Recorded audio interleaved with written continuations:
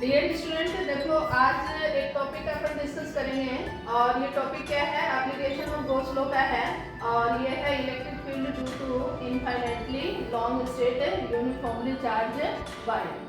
ठीक है, ये वायर लिया है मैंने, ये बीच वाला जो है ये लॉन्ग स्ट्रेट वायर है और इसको पॉजिटिवली चार्ज लिया है। क्या लिया है? इसको पॉजिटिवली चार्ज लिया है और पॉजिटिव चार्ज की वजह से जो इलेक्ट्रिक फील्ड की डायरेक्शन आएगी वो ये अपने पास में इस तरह से आएगी बेटा। ये डायरेक्शन आपके ये भी होगी और इस बोर्ड के इनवर्ट डायरेक्शन में भी होगी। और यदि positive charge along the wire लें तो इस पॉजिटिव चार्ज की वजह से डाउनवर्ड और अपवर्ड डायरेक्शन में आएगी और इसकी वजह से भी डाउनवर्ड और अपवर्ड डायरेक्शन में आएगी। तो अलोंग द वायर जो इलेक्ट्रिक फील्ड है वो सारा का सारा कैंसिल हो जाएगा और केवल इस वायर से आउटवर्ड डायरेक्शन में इस तरह से अराउंड द वायर अपने पास में इलेक्ट्रिक फील्ड मिलेगा। तो अराउंड द वायर यदि अपन है एक सरफेस गॉसियन सरफेस लें तो ये अपन कंसीडर कर सकते हैं एक सिलेंडर। ठीक है, तो मैंने ये r डिस्टेंस पे एक पॉइंट मान लो यहाँ पे P मैं ले लूँ तो इसके अराउंड एक अपने पास में r रेडियस का एक गॉसियन सरफेस मिलेगा। ठीक है, तो ये गॉसियन सरफेस अपने पास में क्या है? Curve surface area of a cylinder. और curve surface area of cylinder आपको ध्यान होना चाहिए, 10th क्लास में आप स्टडी कर चुके हैं। ये है 2 पाई r l। r अपन क्या ले रहे हैं? रेडियस ऑफ ए सिलेंडर और l अपन ले रहे हैं इस गॉसियन सरफेस की लेंथ।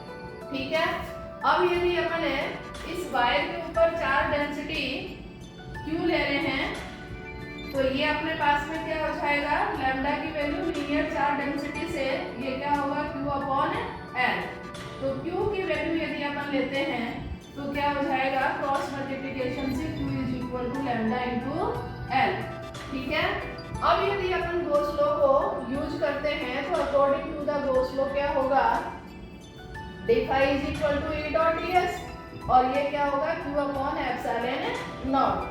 q की वैल्यू अपन ऊपर से पुट कर देते हैं लैम्डा इनटू l और यहाँ पे टोटल फ्लक्स निकालने के लिए अपन को क्या करना पड़ेगा? इसका इंटीग्रेशन करना पड़ेगा।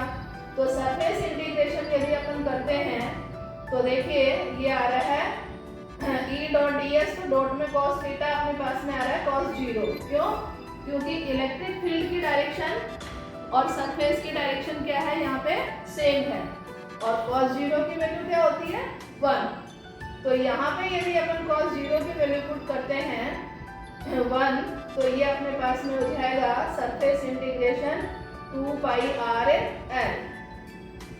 l को लेफ्ट और राइट साइड से मैंने कैंसिल किया तो e की वैल्यू अपने को क्या फाउंड आउट होगी? Lambda upon 2 pi r epsilon not. कई बार इस फॉर्मूले को आरबीएससी में पूछा गया है 4 पाई की फॉर्म में, तो सीबीएसई में तो मैंने कभी नोटिस नहीं किया लेकिन आरबीएससी में पूछा गया है ये।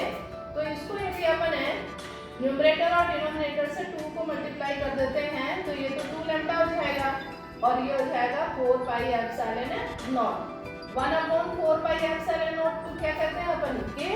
तो ये हो जाएगा 2k लैम्डा अपॉन r और इसकी डायरेक्शन क्या है? रेडियस की डायरेक्शन। तो ये अपने पास में हो जाएगी first application of A Gauss law. तो मेरे ख्याल से क्लियर हुआ होगा। तो आप सारे वीडियो को सीक्वेंस से देखें और नोट्स बनाएं और लाइक करें।